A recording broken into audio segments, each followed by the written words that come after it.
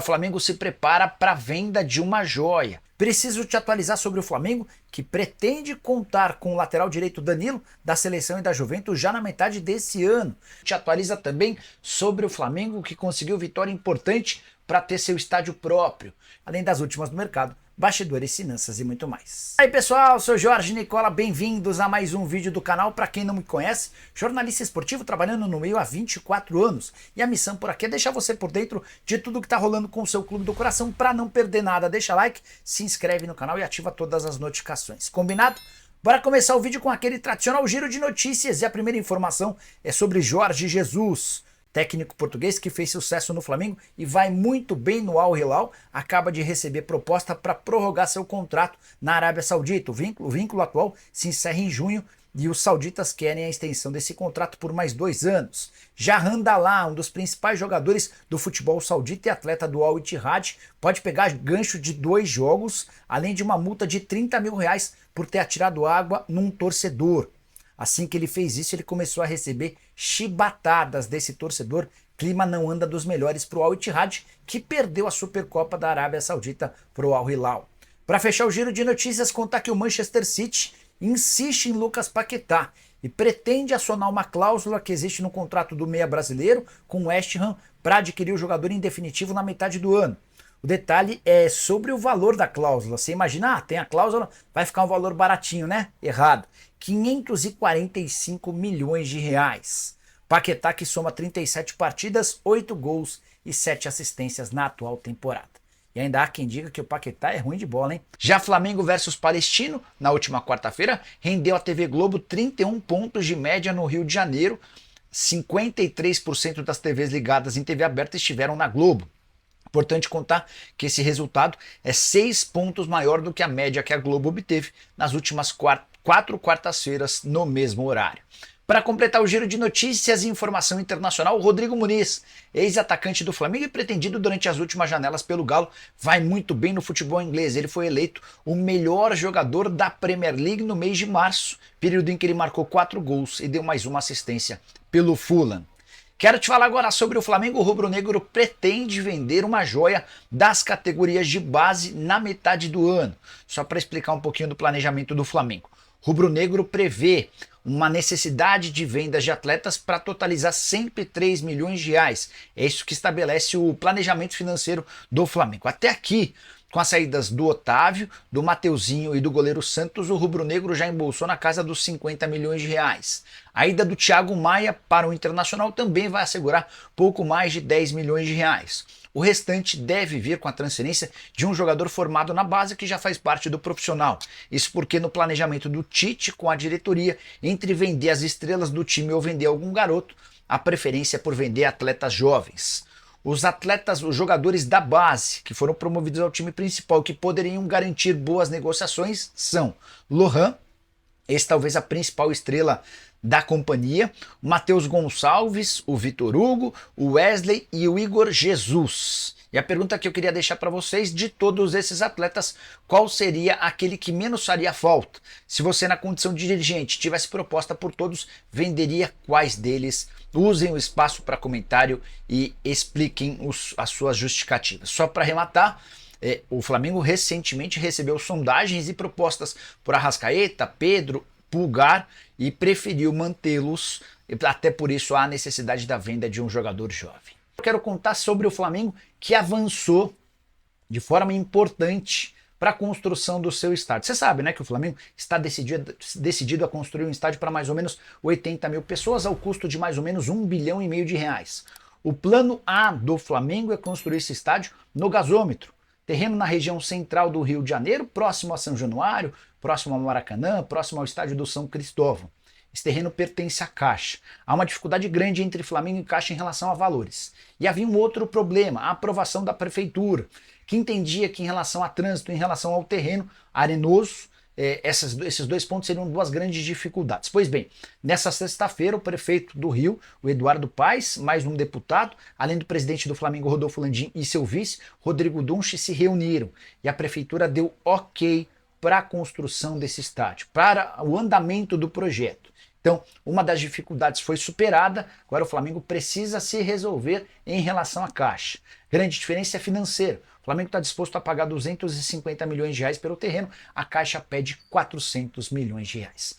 Bora falar agora sobre o Flamengo, e o rubro-negro insiste na contratação do lateral direito Danilo. Com um detalhe importante, essa informação nem é nova. O que eu vou contar a partir de agora é que tem uma importância legal.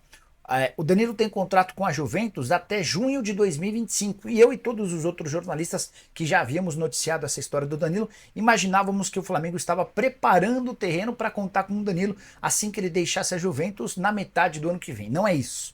O Flá gostaria de contar com o Danilo já, a partir da metade do ano, a um ano do fim do contrato. Rubro-negro recebeu a informação de que a Juventus vai passar por uma reformulação grande, importante dentro do seu elenco, e jogadores mais caros e veteranos serão convidados a buscarem outros rumos, ainda que tenham vínculo, caso específico do Danilo, jogador de 32 anos de idade, ele completa 33 na metade desse ano. Importante contar que o Danilo tem um dos maiores salários do futebol italiano e vai precisar se adequar a uma realidade diferente com a camisa rubro-negra. Lateral direita que tem sido um problema para o Fla. Hoje o Moreira e também o Wesley são as alternativas. Só para completar sobre o Flamengo, o Carlinhos vai vestir a camisa 22, novo reforço rubro-negro, fica à disposição do Tite para a estreia no Brasileiro já nesse final de semana. Enquanto isso, Renier, jogador formado na base do Flamengo e que vive boa fase no Frosinone, time da Itália, ele afirmou a um jornal de lá que não descarta um dia, que não vai ser tão distante assim, voltar a vestir a camisa do Flamengo. Você, torcedor rubro-negro, gostaria do Renier de volta? Use o espaço para comentário e avalie, beleza? Eu já vou começar falando desse assunto do Vasco dando dinheiro ao Flamengo. Dando entre aspas, pessoal, para vocês entenderem. Hugo Moura, volante cria do Flamengo, vocês vão se recordar dele, foi para o Atlético Paranaense. Primeiro por empréstimo e depois o Atlético Paranaense comprou o Hugo Moura junto ao Flamengo. Isso lá em 2022, o Atlético Paranaense exerceu a cláusula de opção de compra e comprou 50% dos direitos econômicos do atleta junto ao Flamengo por 6,6 milhões de reais. Beleza, o Flamengo continuou com 50%. O tempo passou, e nos últimos dias nós trouxemos a informação em primeira mão que o Atlético Paranaense vendeu o Hugo Moura ao Vasco. E aí que está o grande lance. O Vasco comprou 100% dos direitos econômicos do Hugo Moura por 10 milhões de reais. É isso mesmo que vocês estão ouvindo.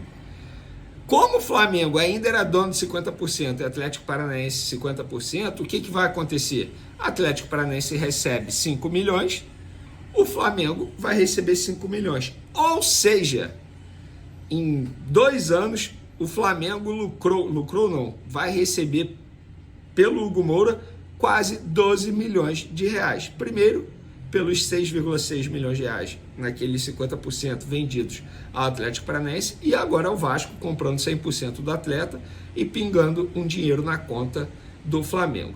Isso, gente, assim, e aí vamos recordar aquilo que o John, acho que é John, né? o Josh, dono da 77, um dos donos da 77, quando comprou a SAF do Vasco, 70% da SAF do Vasco, disse que a discrepância entre Vasco e Flamengo iria acabar, era questão de tempo. Essa negociação, inclusive, só mostra que a distância entre Flamengo e Vasco ainda é abissal. Estamos falando de um jogador, Hugo Moura, que está sendo contratado pelo Vasco da Gama com status para chegar para jogar, com status titular, sendo que hoje o Hugo Moura, com todo o respeito ao futebol do Hugo Moura, mas hoje ele não tem vaga nem no terceiro time do Flamengo.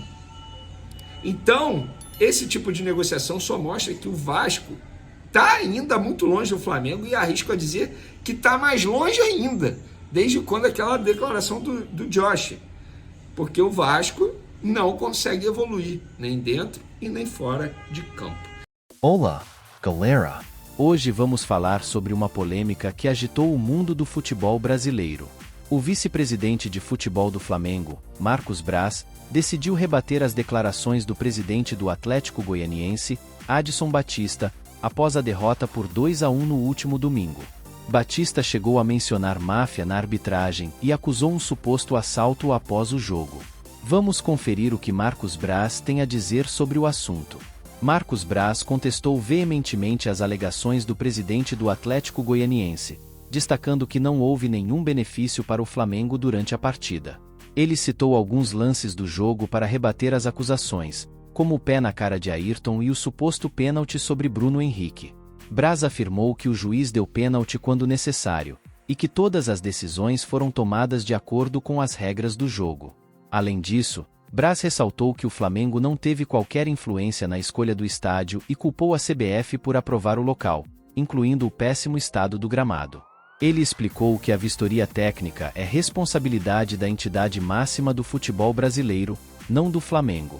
Em suma, Marcos Braz lamentou a nota de repúdio emitida pelo presidente do Atlético Goianiense, afirmando que o Flamengo não teve nenhum benefício durante o jogo e que todas as decisões foram tomadas dentro das regras.